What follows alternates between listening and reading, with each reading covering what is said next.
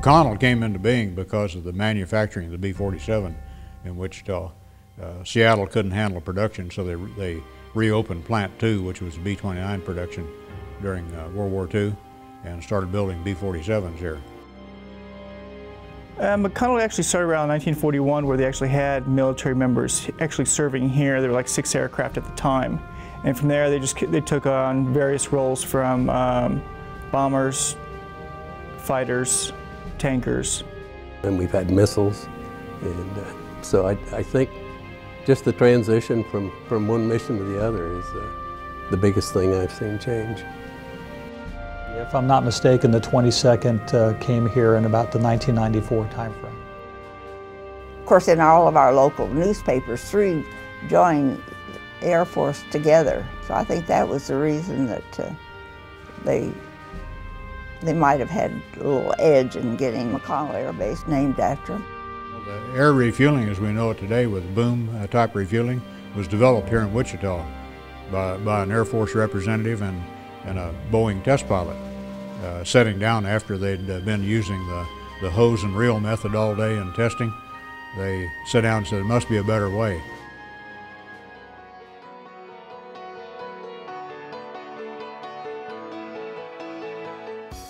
I came from a wing with F-15s and E-3s, rescue helicopters and KC-135s to a wing that is just KC-135s. While all squadrons may look equal, not all squadrons are regarded equally by their peers.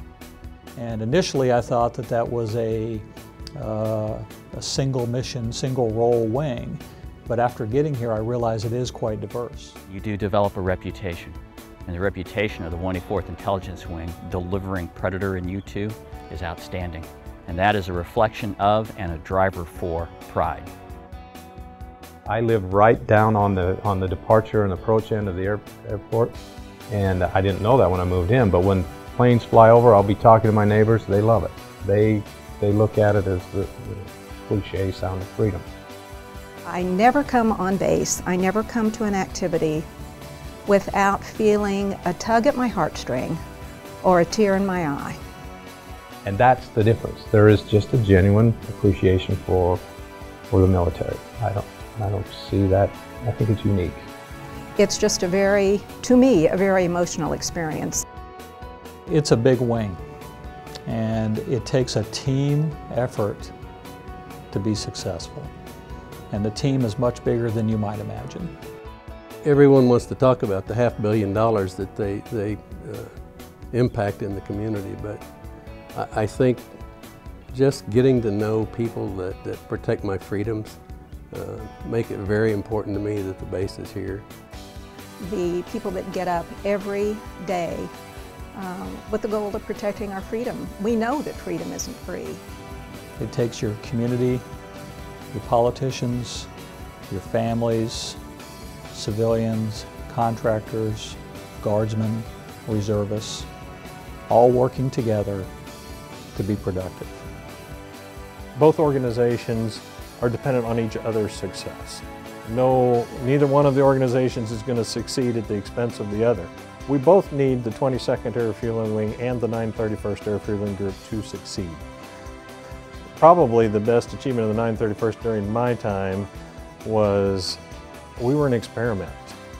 We were the first KC-135 Associate Air Refueling Unit out there.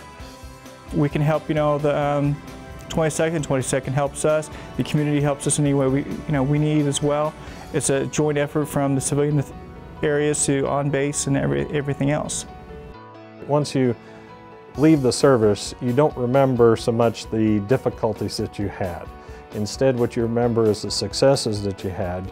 You remember the people that you worked with, and everything becomes a very pleasant memory of your time here at McConnell and the people that you had the opportunity to serve with and work with, and you're just left with an overall feeling of pride of having accomplished something and served at this great base.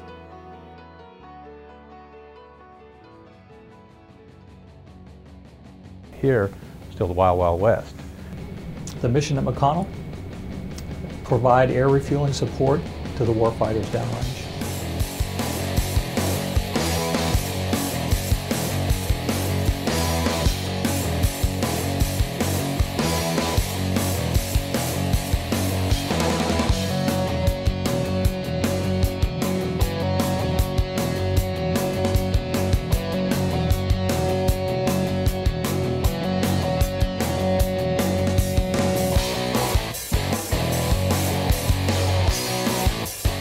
We are the air bridge that moves assets through the air wherever they need them. And if you're going to strike quickly on a pop-up target, you need those assets. When times get tough overseas and the demand gets up, to organize, train, and equip airmen to go to the fight.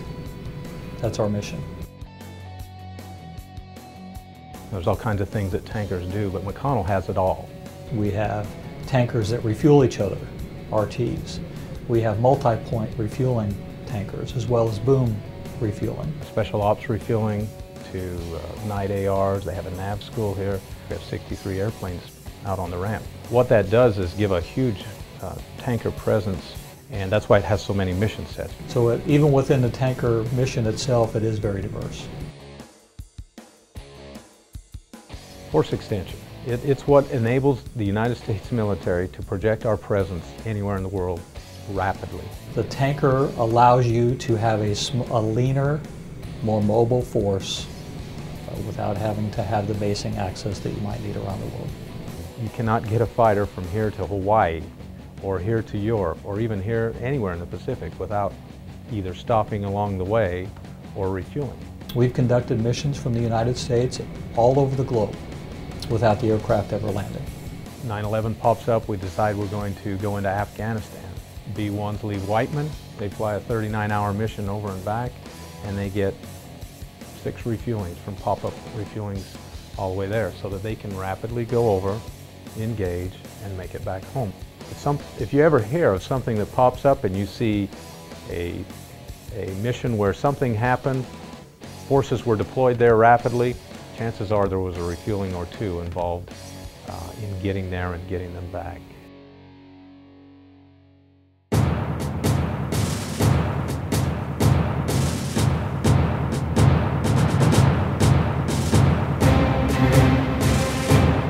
I am an American airman. I am a warrior. I have answered my nation's call. In work contact. I am an American airman.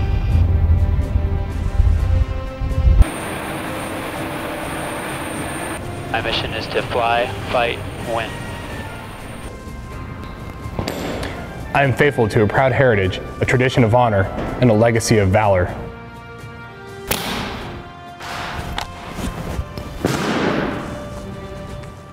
I am an American airman, guarding the freedom and justice, my nation's sword and shield.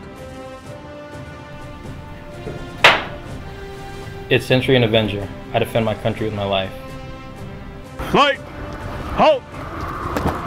I am an American airman, wingman, leader, warrior. I will never leave an airman behind. I will never falter. And I will not fail.